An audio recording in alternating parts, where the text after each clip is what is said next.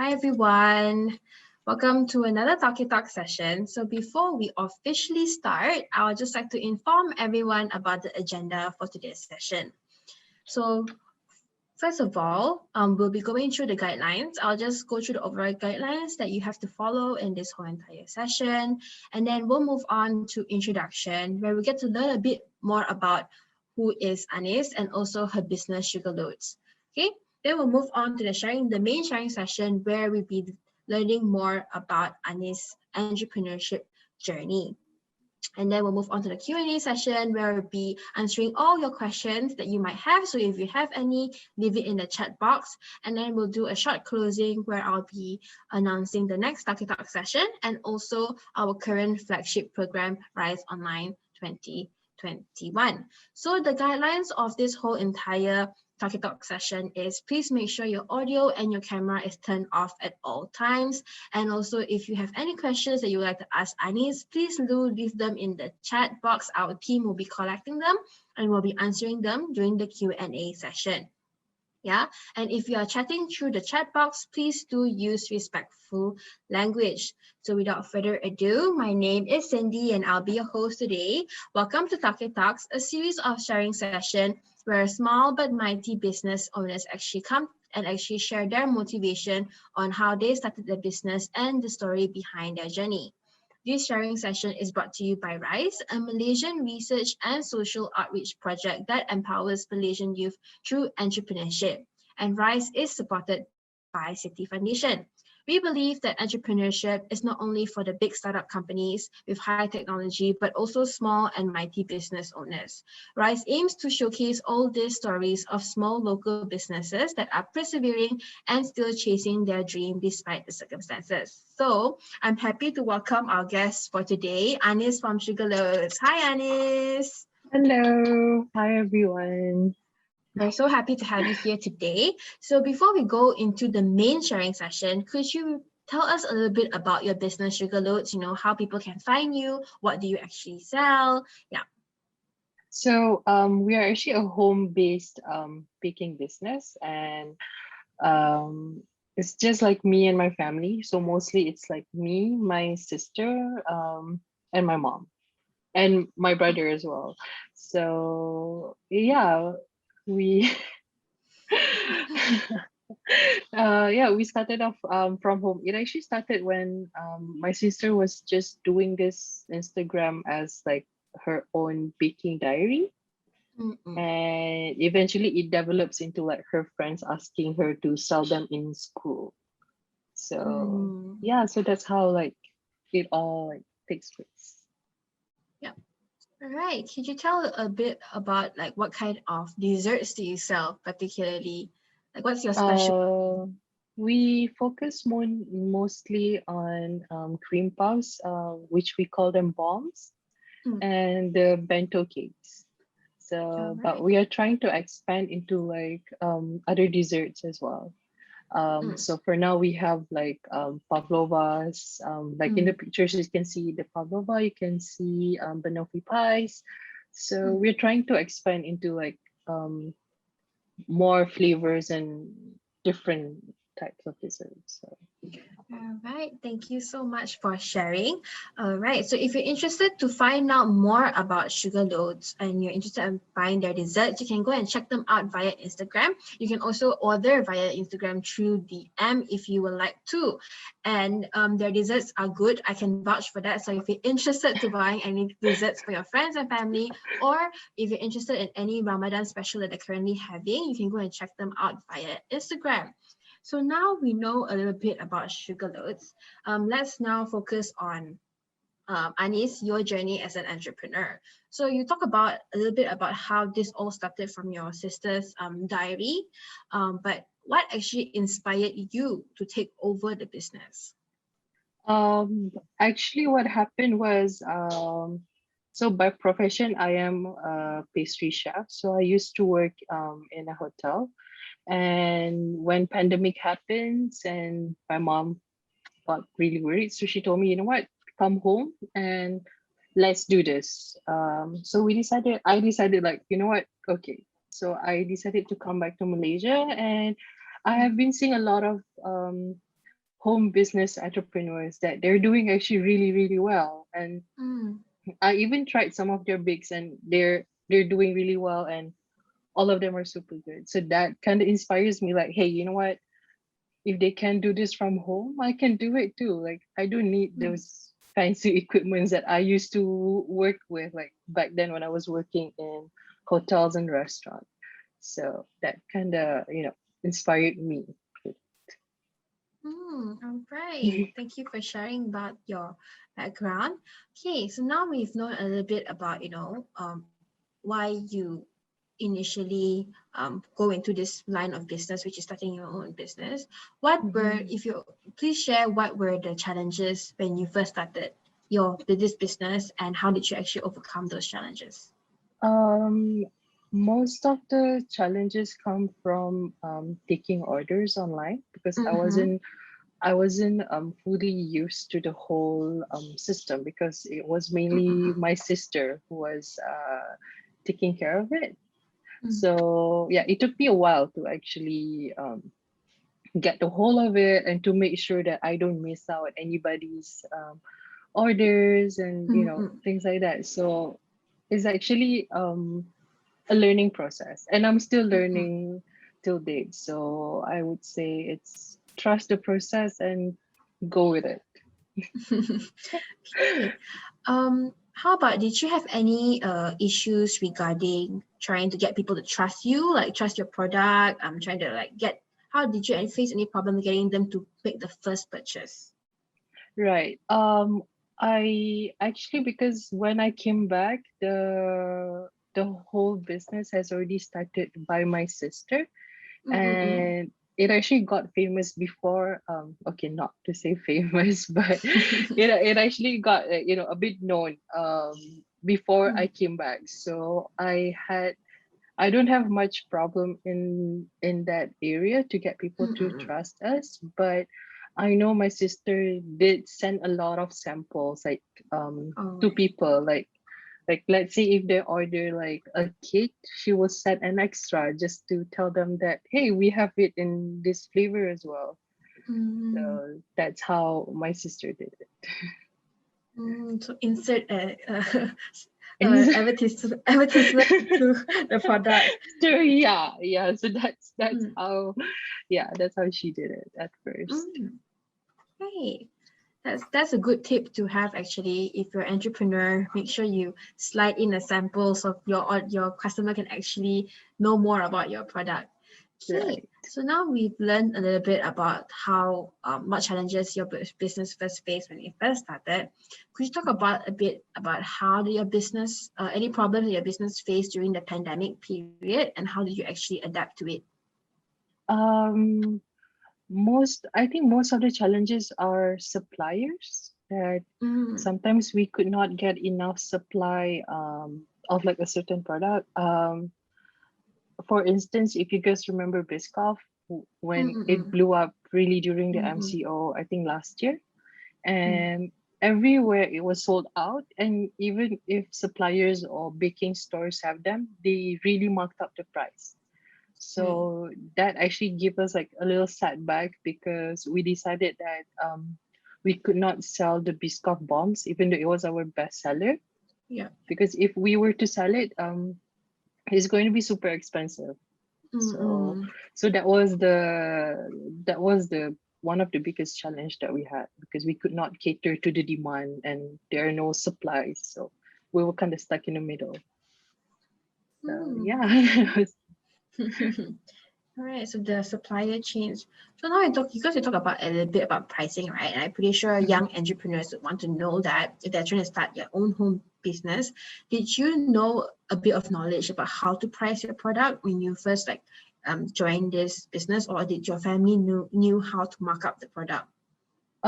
So because I came from both of my parents have their own business, All and right. so that kind of helped us like a lot, like because my mom, um she was the one handling all the accounts for her business with my dad. So that kind of helped us a lot. And but then my sister did a lot of research as well, like what is the market price, and how much can we sell it for. So, and our targeted market is not like, we don't market it too expensive and not too cheap. So we try to go to the middle part of the market. So yeah, I think that drives on our pricing list and all. So it's a lot of market research. So it shows that you don't really need a business degree to actually know all this to start a business. Just interesting. Right. Did you ever face a problem where, people are like, oh, MCO, I don't want to order out. Was there an issue, or like customer asking, oh, how did you keep the sanitary of your product, and how do you overcome that if you had that problem? So far, no one had, we didn't face any issue of that sort. But to keep our site safe, we don't allow cash transactions. So basically, if we allow pickup, so you can come and pick up the food yourself, but everything has to be online transfer, so that we don't have that. And even if they ask us to keep it, like we have a bench where we used to live.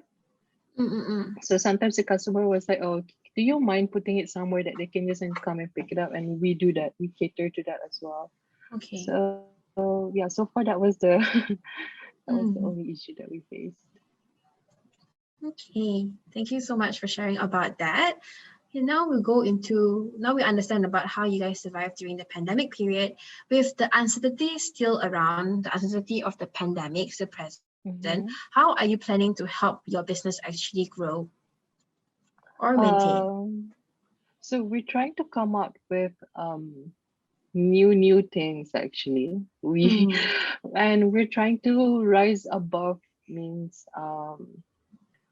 whatever that is already there in the market, we try to either upgrade it to our liking, or we're gonna try to bring out a whole new thing in total.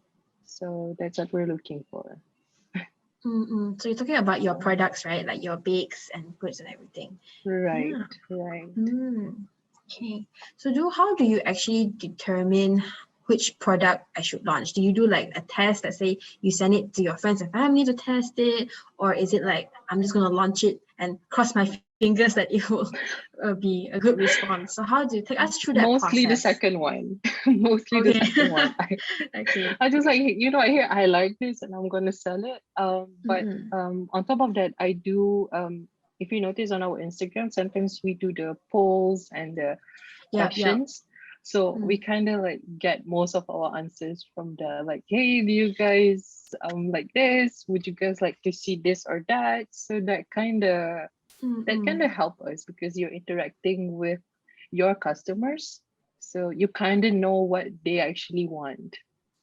Yeah. Okay. Right. So yeah, I think I saw a lot of that poll as well, because I follow your Instagram. So that's interesting to see that you actually use Instagram as a platform to actually do your market research. All right. So now we've gone through all the hardship and all the challenges. Now I want to know about, what is your business proudest achievement to date? I think the one that we did for Quantum, that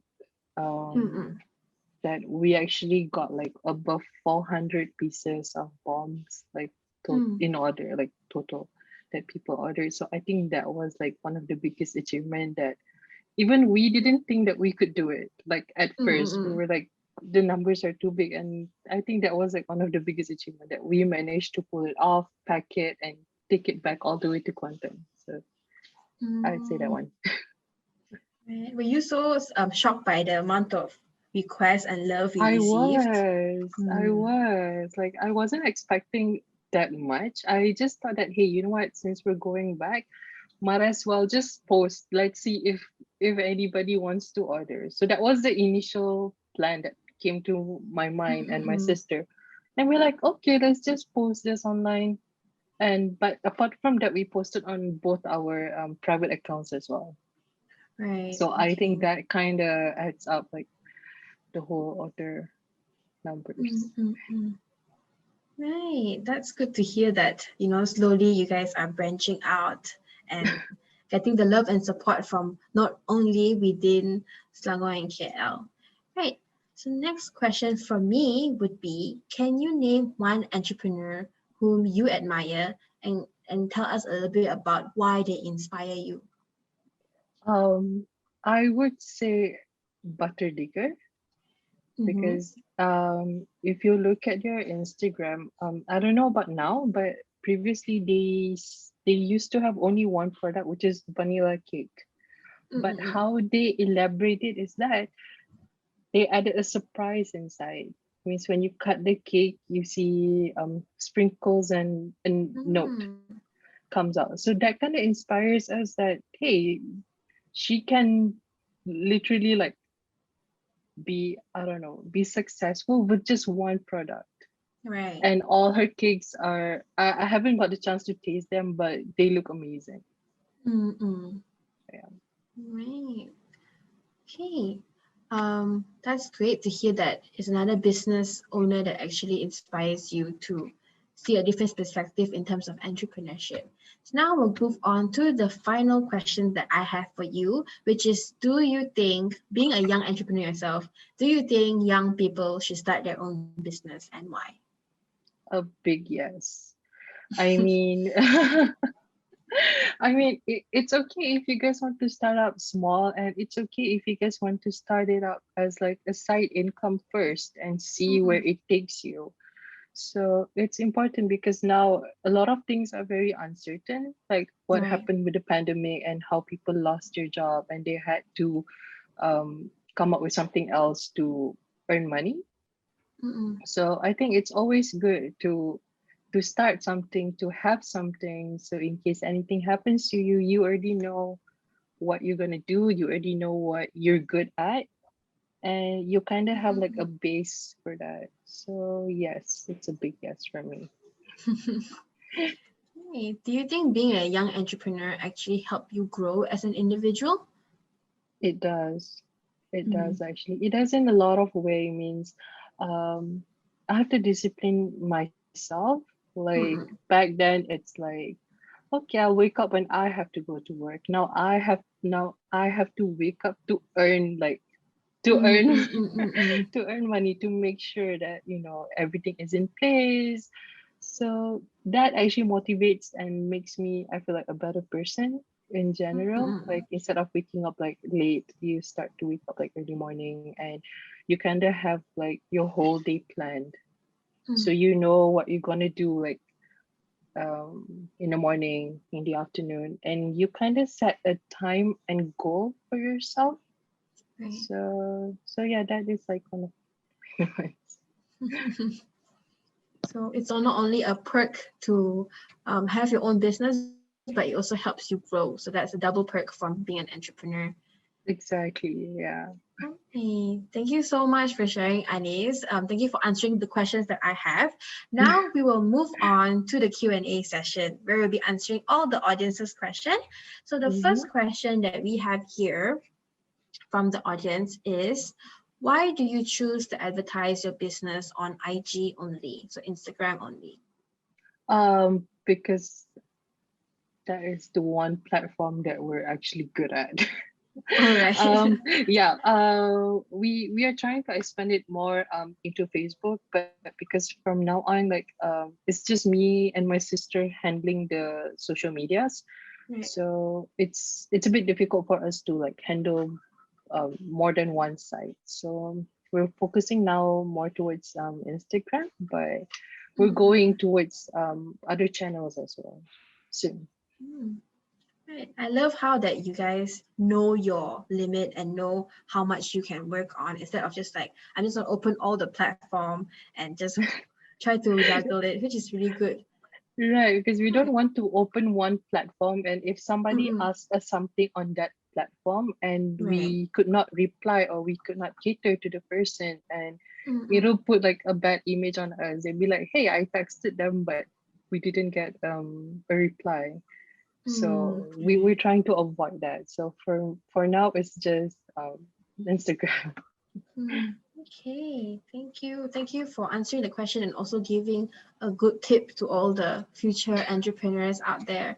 Okay, the next question from the audience is it risky to follow food trends as it can die down quite quickly? I would say that it is pretty risky, but Mm, that's why they call it a trend. So mm, before the next trend actually like blow up, you should probably actually already step your like one foot in the other trend, so that by the time it mm. really blows up, you're already in the circle. So Right. it is risky, but it is rewarding at the same time. So Mm, right. Okay, so you have to be a part of the trendsetter group as well. Mm, exactly. So you have to really be in the social medias. You have to really see what other people are doing. You have to know what other people are doing. Not to be nosy, but you kind of have to know, like, what is the trend like, and you kind of have to hop in, like, a little right. early than other people, then you'll have the advantage with that. Mm. Right. So we shouldn't just stick on what we know best, but also try to do what we know best, but integrate the trend as Right. well. Yeah, and you can also like even if you hop into this trend, and you can also make it like you, let's Mm-hmm. say you have your own certain style of doing things, so Mm-hmm. incorporate that in whatever you have and Mm. come up with Right. your own. Come up with your own yummy goodies like sugar loads. All right. And next question would be, what's the future of sugar loads? Are you planning to expand your business? We are actually, we already have some plannings. Mm-mm. We want to expand more on not just cakes, but we want to expand more on like frozen items. Okay. Yeah, so we're currently looking into that, like, Mm-mm-mm-mm. how to work on frozen, how to handle them, how to make sure that they last long and things like that. So far that's that's the goal. Yeah. So are you guys planning to also expand the team? Since if you want to expand it, means you need more hands on deck, right? Right, right. Yeah, we are looking for that. Like, I mean, not now because we're still Mm-mm. home based, but for sure, once hopefully we have our own shop and everything in the near future, and yes, we will have to expand our team. Mm. All right, that sounds great. So whoever wants to join Sugarload's team, you better keep your eyes peeled for any latest update. Okay, so now we move on to the next question. Someone asked, did you have any doubts when you started this business slash running this business? How did you overcome those doubts? I had a lot of doubt, like especially because I was working Mm-hmm. before, and the minute my mom tells me like come back to Malaysia, come home, so that is when I'm like, I'm already, because you know that the security of earning is already there when you're working. Mm, right, Like, even though when the pandemic happens, I still get paid. Even though I right, don't have to come to the restaurant every day, I still get paid. right. Um, but it's so rewarding when you come back, and I had my doubts, but I was like, you know what? Let's go on with this. Let's give your best every day. Right. And now I don't doubt myself anymore, like knowing that I can do this. Mm, mm, mm. Mm. So I want to slip in one question. Through your whole journey with sugar loads, did you ever reach a moment where you said that maybe I cannot do this anymore? Maybe I should. No. Were there any moment where you thought of giving up in the whole journey of sugar loads? Of course, I had some moments when Mm-mm. there are actually times where we're not getting as much as orders, like let's say per last month. And I'm like, Mm-mm. man, if I'm working means um how do you say, you will earn um Yeah, your income is stable. Mm, exactly, but when you're doing your own business, it's not. So there mm, are times that I was like, you know what, but no, I should not give up, mm, and you should know that um you should just trust the process, basically. Right. Just give your best every day and trust the process. And I'm pretty sure it'll work out for not just me, but for everyone. Mm. Okay, thank you for sharing on that. Another question that we have is, how are you planning to increase your brand awareness? Good question. So yeah, so now like I said, we are trying to go into frozen, Mm-hmm. and through that we will try to reach maybe small scale supermarkets with Mm. our savory frozen items. So we're trying to grow from that side. So I hope Mm. that answers it. All right. So through getting other business to talk about your business, then everybody will know more about sugar loads. Right. Exactly. Yeah. Okay. Great. Okay, another question from the audience would be, how did you actually know when to scale? Like in a sense, when, like, let's say, how do you know I can only take 10 orders today or 10 orders this week? How do you actually estimate that as a business owner? Right. So, first of all, you should know your capacity. Like, for Mm-hmm. instance, like, let's say I have this big of a size of an oven. All right. So you should know every, like, let's say for the cream puffs, for the bombs. So I should know one time of baking it, I can only bake Mm-hmm. how many pieces in a tray and how long does it take. Mm-hmm. So that is how I calculate. Okay. Um, and how I know like how many pieces can I do or bear per day. Mm. So it you have to really calculate it. Like you don't want to overtake things and you ended up not Right. being able to deliver. So there's always calculation and everything. Mm. So only you yourself know best what you can do. Exactly. Mm. It's good to push yourself, but it's not good to over push it. Mm. So that's Right. that. Mm.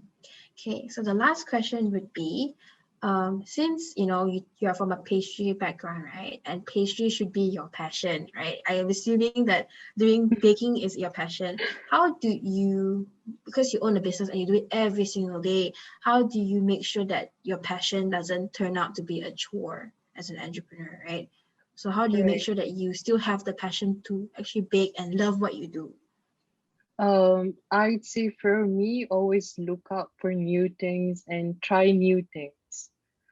So that Mm. that will actually will not make you feel like, oh, I'm doing this for the past, I don't know, 2, 3 months, and Mm-mm. this is where I'm going. Try to be how do you say? Try to be as experimental as possible. Mm. Even if it fails, it's still an experiment and it's still part of the journey. So yeah, Mm. try to, even though you're just like, let's say today you're baking vanilla cake, tomorrow try and do maybe a chocolate chip cake. So that Mm. that keeps you going.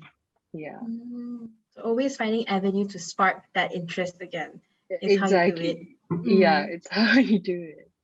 All right. Thank you so much, Aniss, for sharing. That's all the questions that we have from the audience. Thank you so much for your insight. Everyone, that was Aniss from Sugarloaf sharing her experience at Tauke Talks, brought to you by RYSE and supported by Citi Foundation. So we have come to the end of this whole entire session. And what I really hear from Aniss and what really motivated me is that her passion for baking and how it actually translates towards how she treats her audience, her customers, and how she actually values her business. So just trust the process is what I've learned from her today. And I hope she actually inspire every one of you to actually put that kind of mindset towards making your own business, or even if you don't want to start your business, it could motivate you to achieve your goals in your lives. So if you're interested to find out more about Aniss, you can always check out her Instagram or check out Sugarloaf's Instagram and order your own dessert, right? Okay, so now we'll move on to the next Talkie Talk session that will be going on coming up next week. So next week we'll be interviewing Dr. Shaz from Makcik Travels. So if you don't know about Makcik Travel, she offers a whole range of services that actually helps you with your day-to-day life. So if you're interested in her session, please do click the bit link that is available in the chat box, and you can register for her session next week at 10 a.m. And also, we would like to also announce our current flagship program called RYSE Online 2021. So let's say if you want to try to, you're thinking of learning more about entrepreneurship, or you would like to start your own business, RYSE is offering a free online course on the basic of entrepreneurship. So it's open now and up till the 30th of July. You can learn it all on your own pace. And if you're Malaysian, you can enter this course. So if you're interested, please do click the link that's in the chat box as well. And then you can join this free online course. All right, so if you're interested to find out more about Tauke Talks, or you want to find out more about RYSE program and what we do, you can always find out more via our social media handles that is shown in the slides. So thank you everyone for coming, and thank you Aniss for being a part of Tauke Talks today. Thank you so much. Thank you for having me. Thank you for coming. All right, thank you everyone. Have a great week ahead, and we'll see you at the next Tauke Talks session. Bye everyone. Bye-bye. Bye.